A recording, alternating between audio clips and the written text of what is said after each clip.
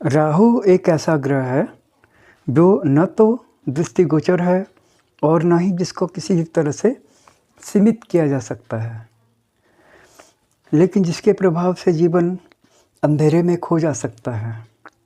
और अगर आपने उसको क्लोजली ऑब्जर्व किया तो आप उन ऊंचाइयों तक उड़ान भरेंगे जहां पर लोग पहुंचना संभव ही नहीं मानते हैं।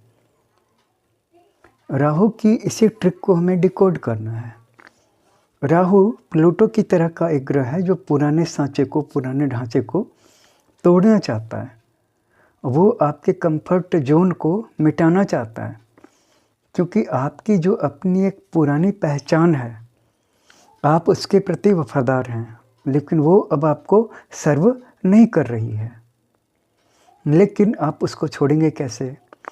यूनिवर्स की तरफ से मदद मिलने में कोई कमी नहीं है, लेकिन आपको अपने उस ओल्ड पैटर्न को, उस ओल्ड हैबिट के खांचे को ध्वस्त करना होगा, क्योंकि वहीं पर आपकी जो है ऊर्जा रुकी हुई है और जंग खा रही है। और जब कोई ऊर्जा ठहर जाती है, रुक जाती है, तो वो ज़्यादा विनाशकारी हो जाती है।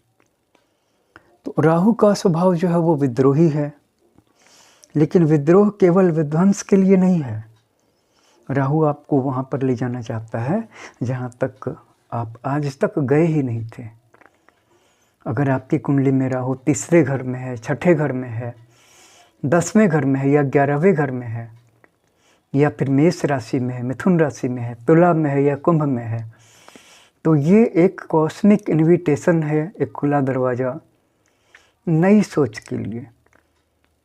क्योंकि अगर आप पुरानी सोच में रहेंगे तो ग्रो नहीं करेंगे। इसीलिए शर्त यही है, पुराने पैटर्न्स को जला देना होगा। लोग कहते हैं कि राहु भ्रम देता है, लेकिन सच तो ये है कि राहु आपको आपके ही इल्यूजन्स से बाहर खींच करके ले आता है। आपकी इल्यूजन्स को इतना खींचता है कि आखिरकार आपका भ्रम, आपकी गलतफहमी टूट जाती है और आप नई रियलिटी में स्टेप इन कर जाते हैं। और राहु कभी भी लीनियर सक्सेस नहीं देता है, वह पहले आपको भटकाता है, गलतियां करवाता है, ताकि आप की जो जानकारी है, आपकी जो एक्सपीरियंस है, वो सिस्टम से बाहर की भी हो जाए, ताकि आप out of the box thinking कर सकिए, ताकि आप आउट ऑफ द सिस्टम देख सकिए, सोच सकिए। केवल एक कुएं का मेढक बन करके न रहिए, तभी तो एक दिन आप ब्रेक थ्रू करेंगे। और वो जो सफलता होगी वो कन्वेंशनल नहीं होगी। कंफर्ट जोन को छोड़ना होगा अगर राहु के साथ चलना है तो। वो जॉब, वो रिलेशनशिप, वो हैबिट जो स्टैग्नेशन दे रही है, छोड़ दीजिए।